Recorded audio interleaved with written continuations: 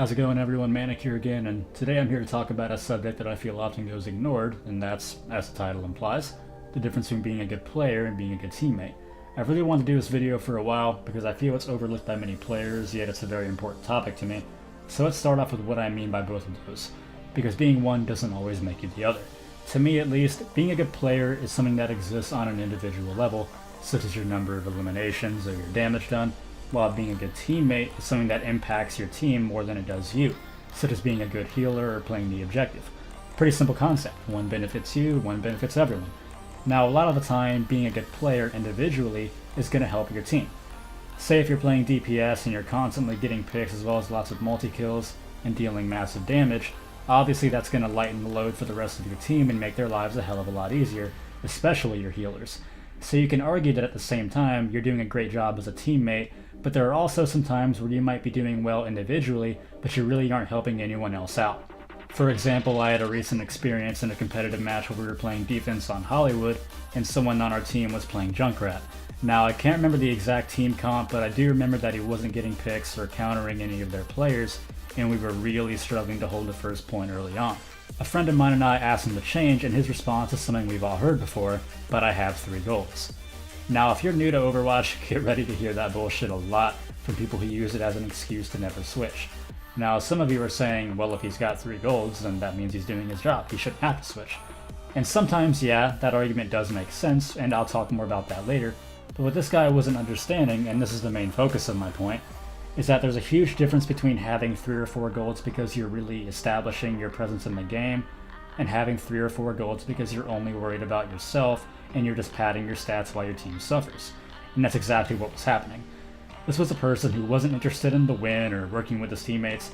This was a person who was solely interested in how many golds he had at the end of the game, what his kill-death ratio was, the kind of person who would gladly cost both himself as well as everyone else SR as long as he could feel like he was, quote, carrying the team, and he could brag about it as he goes on to master Overwatch and admires his own numbers and stats.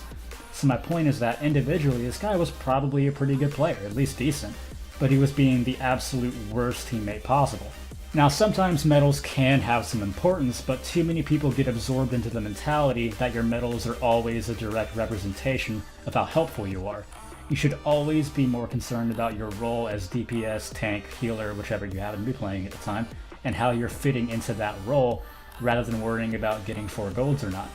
What you should be concerned about, continuing on with the DPS example just to be consistent, is whether or not you're using your ult wisely, whether or not you're effectively countering the enemy DPS and tank characters, whether or not you're pressuring and focusing their healers, stuff like that. This matters a hell of a lot more than your medal count. Now, onto the subject of team play instead of individual play, I have great news for those who are new to the game. And that's the fact that being a good teammate is the easiest thing in the world, really. Just play the damn objective, learn how to be a good healer in the event you find yourself in a support role, because it will happen from time to time, and learn how to fill. That's very, very important. Find at least one character in each class that you have fun with and get really, really good with them so you can be a versatile player. Don't be that guy, and you know the one I mean. The one who notices a team has 4 DPS and a tank and chooses Hanzo. Nobody likes that fucking guy. Don't be him. There's already more than enough that guys running around. Lastly, and most importantly, there's different mentalities to have when you're playing the game. There are some pretty basic ways people tend to go about playing. One is what I like to call the superstar. This is usually going to be a DPS player, and this is kind of like the Junkrat player I was talking about earlier. They don't care about winning as much as they care about their own personal glory, so to speak. They don't group up and they want to try and get everything done by themselves so they can brag and feel good about themselves. Consider them the Terrell Owens of Overwatch. Then there's the sharpshooter. This is someone who just has to snipe all the time. No matter what they're doing, they just have to be sniping. They're the one who locks in Widowmaker or Hanzo immediately and refuses to switch all game. They might play Ana from time to time if you complain at them enough, but they end up being one of those DPS Anas that focus more on damage than healing. Then there's the helper, and these are your guys who strictly play support characters. And lastly, there's the winner. These are people who are versatile, they can play any role well, they know how to fill when they need to, they communicate, and they're happy to have a bad game, statistically, as long as they walk away with the win.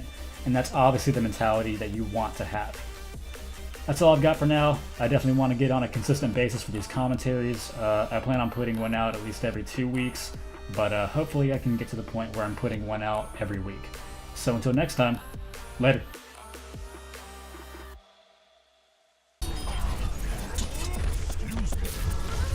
Till Valhalla.